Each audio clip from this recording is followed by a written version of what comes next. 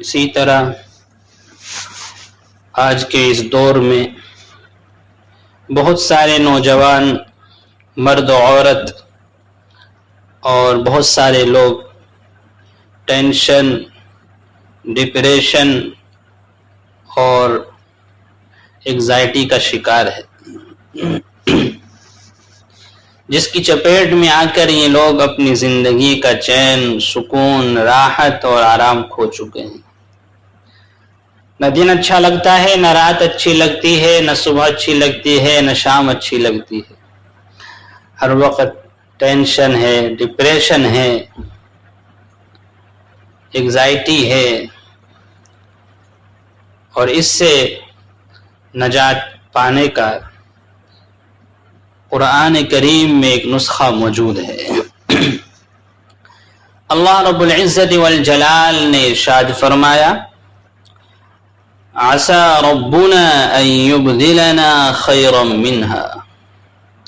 اس آیت کریمہ کا ترجمہ یہ ہے، ہو سکتا ہے ہمارا رب ہمیں اس سے بہتر بدل دے۔ اگر اس آیت کریمہ میں غور کیا جائے، غور سے اس کو پڑھا جائے، اس کے معنی کو سمجھا جائے، تو اس آیت کریمہ کے ذریعے انسان اپنی حسرت کی آگ کو بجھا سکتا ہے، اپنے ذہن و دماغ کو ٹینشن، ڈپریشن، بے چینی، بے قراری، بے سکونی سے محفوظ رکھ سکتا ہے۔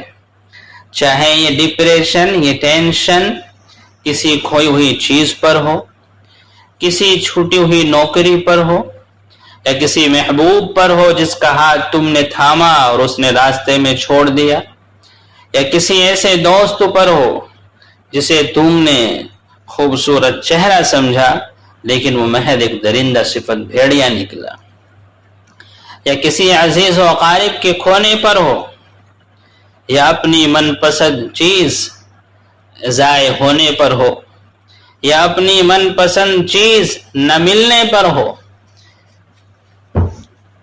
یا دوسروں کی چمچماتی گاڑیاں، بنگلے، مال و دولت کی ریل پیل دیکھنے پر ہو،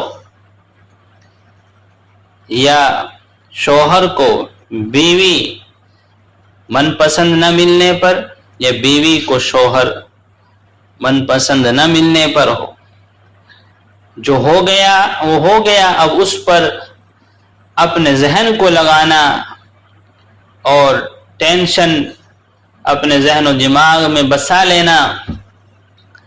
اور حقیقت تو یہ ہے کہ آدمی کو پاسٹ جو گزر گیا ہے اس کے بارے میں سوچنا اور اس کی وجہ سے اپنے ذہن و دماغ کو تھکانا یہ بے فائدہ ہے۔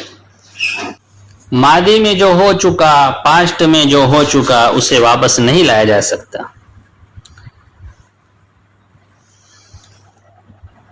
تو اگر آپ اس آیت کریمہ میں غور کریں گے کہ اللہ تعالی نے جو کچھ تمہیں دیا ہے وہ اللہ کا فضل اور کرم ہے، اور جو کچھ تم سے لیا ہے وہ تمہاری بہتری کے لیے تھا۔ اللہ نے جو دیا وہ اللہ کی رحمت ہے، اور اللہ نے جو لیا وہ ہماری انسانوں کی بہتری کے لیے تھا۔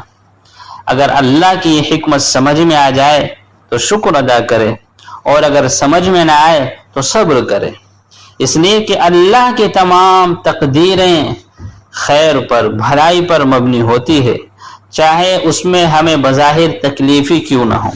اللہ جانتا ہے کہ اس چیز میں ہمارے لیے کیا خیر ہے، کیا بھلائی ہے۔ اللہ نے ہمیں جو چیز عطا فرمائی ہے اس میں ہمارے لیے کیا خیر و بھلائی ہے۔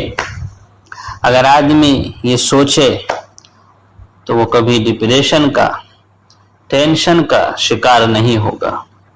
اور قرآن کریم کی ایک دوسری آیت کریمہ وہ بھی اپنے ذہن میں رکھنی چاہیے۔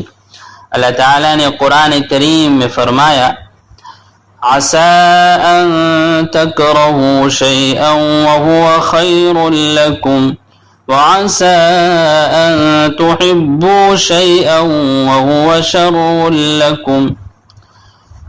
ترجمہ اس آیت کریمہ کا یہ ہے، ہو سکتا ہے تم کسی چیز کو ناپسند کرو اور اس میں تمہارے لیے خیر و بھلائی ہو، اور ہو سکتا ہے تم کسی چیز کو پسند کرو اور اس میں تمہارے لیے شر ہو۔ لہذا اپنا معاملہ اللہ کے حوالے کر دے اور انسان سوچے کہ اللہ کے علم میں میرے لیے جو سب سے اچھا تھا اللہ نے وہی میرے لیے مقدر فرمایا ہے، جس سے انسان اپنی حسرت کی آگ کو بجھا سکتا ہے، اپنے ذہن و دماغ کو ٹینشن، ڈپریشن، بے چینی، بے قراری، بے سکونی سے محفوظ رکھ سکتا ہے۔ اور یہ حقیقت ہے کہ انسان سب کچھ اللہ کے حوالے کر کے مطمئن ہوتا ہے، اداس نہیں ہوتا۔ جب انسان اپنا سارا معاملہ اللہ کے حوالے کر دے، اے اللہ تیرے ہر فیصلے پر میں راضی ہوں، جو تو میرے لیے مقدر فرمائے میں اس پر راضی ہوں، تو انسان مطمئن ہوتا ہے، اداس نہیں ہوتا۔ اب ذرا سی بات پر کہ ایسا نہ ایسا ہو جاتا، ایسا نہیں ایسا ہو جاتا، بھئی ہمیں کیا معلوم اگر ویسا ہوتا تو ہمارے لیے کتنا شر ہوتا۔